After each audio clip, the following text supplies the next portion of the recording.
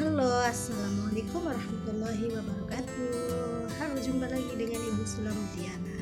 Nah, Ibu Dian kali ini akan menjelaskan tentang pelajaran biologi untuk anak kelas 3. Nah, biologinya tentang apa? Yuk kita lihat video selanjutnya. Nah, video ini berjudul dengan ciri-ciri makhluk hidup. Apa sih makhluk hidup itu, anak-anak? Yuk kita bareng-bareng belajar ya sama Ibu.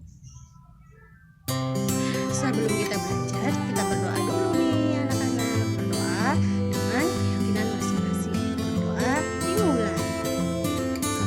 Berdoa selesai. Lalu Ibu Dian akan menjelaskan tentang ciri-ciri makhluk hidup. Sebelum ciri-ciri makhluk hidup, apa sih makhluk hidup itu?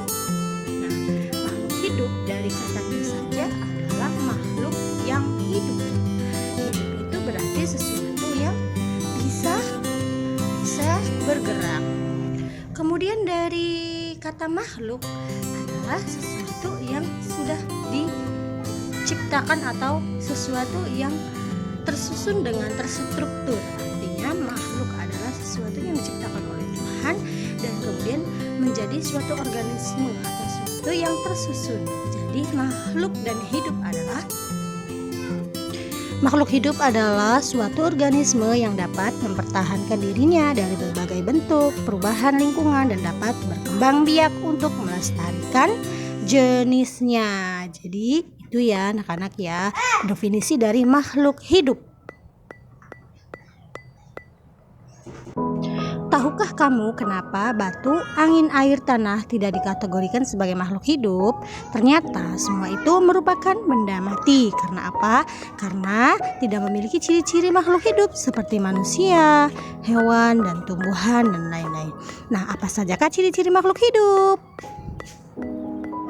Ciri-ciri makhluk hidup yaitu memiliki ciri yang sama. Yang pertama, bergerak. Yang kedua, bernafas. Yang ketiga, mengalami pertumbuhan. Yang keempat, berkembang biak. Yang kelima, bisa makan dan minum. Dan yang keenam, peka terhadap rangsang atau iritabilitas. Nah, semua ciri-ciri makhluk yang keenam itu adalah ciri-ciri makhluk yang sama.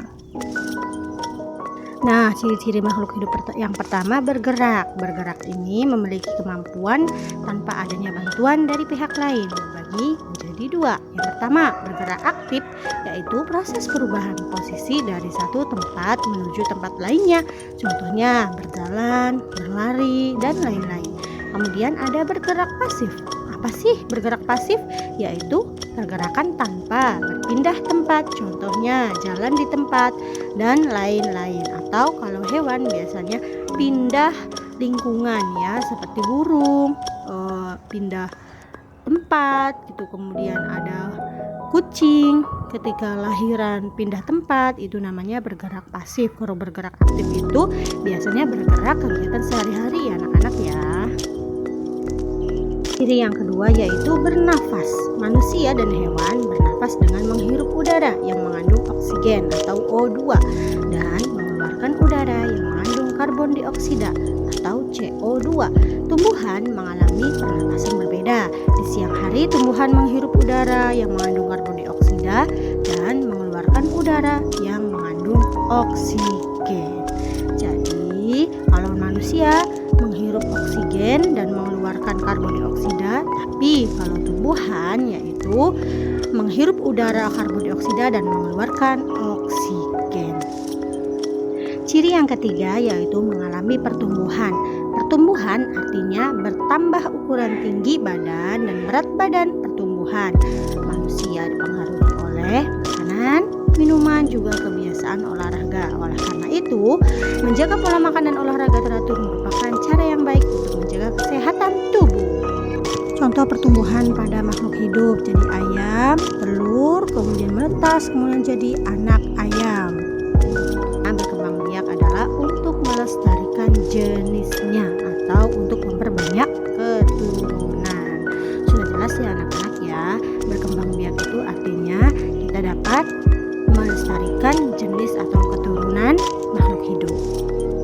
Yang kelima, makan dan minum. Makhluk hidup memerlukan makanan dan minuman yang bergizi anak-anak, yang bersih dan sehat sehingga tubuh memperoleh energi agar bisa melakukan aktivitas. Nah, lakukan kebiasaan untuk selalu menutup makanan karena jika kita memakan makanan yang tidak bersih maka akan mempengaruhi kesehatan dan pertumbuhan kita. Nah, manusia membutuhkan makan dan minum. Hewan dan tumbuhan apakah butuh? Butuh dong, karena tumbuhan dan hewan adalah makhluk hidup. Ciri yang keenam, yang terakhir adalah peka terhadap rangsangan atau iritabilitas. Kepekaan makhluk hidup terhadap rangsangan berbeda-beda ya anak-anak ya. Baiklah, contoh rangsangan pada makhluk hidup nih anak-anak. Pupil mata manusia akan mengecil secara spontan. Biasanya kita akan menutup mata saat menerima rangsangan berupa sinar matahari yang terlalu terang dan menyilaukan. Sehingga otomatis mata kita akan berkedip-kedip. Seperti itu ya, peka terhadap rangsangan itu anak-anak. Nah, contoh rangsangan pada makhluk hidup pada tumbuhan, contohnya daun putri malu. Nah, ketika disentuh, maka akan segera menutup daunnya saat mendapatkan rangsangan berupa sentuhan. Jadi, otomatis nutup sendiri.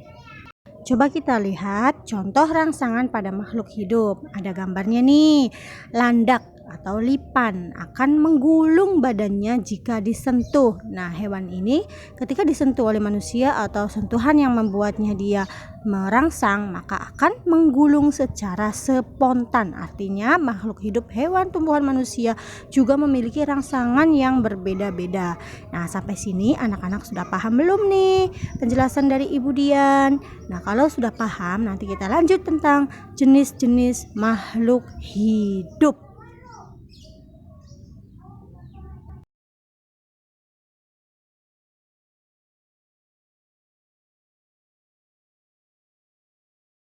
Manusia merupakan ciptaan Allah yang paling sempurna. Nah,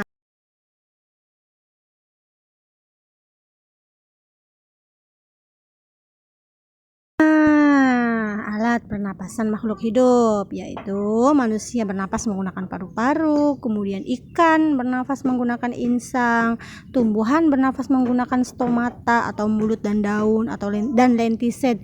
Kalian kecebong bernafas dengan menggunakan insang, sedangkan kalau katak dewasa bernafas menggunakan paru-paru. Sampai di sini anak-anak dapat memahami.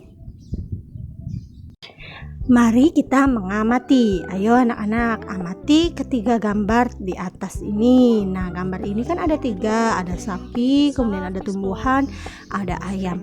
Nah, anak-anak melihat ketiga makhluk hidup ini, apakah sesuai dengan ciri-cirinya?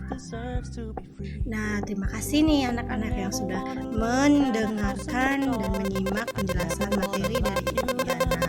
Dari penjelasan materi tersebut di atas atau tadi Ibu Dian terangkan, ada hasil pengamatan. Anak-anak mengamati gambar ketiga tersebut yang Ibu Dian tampilkan. Kalau anak-anak belum paham, bisa putar kembali video Ibu Dian ini. Nah, kemudian tugasnya adalah mengelompokkan 2 jenis, ditulis di buku. Yang pertama, mengelompokkan jenis-jenis makhluk hidup, dan yang kedua, bukan makhluk hidup. Jadi buat 2 tahun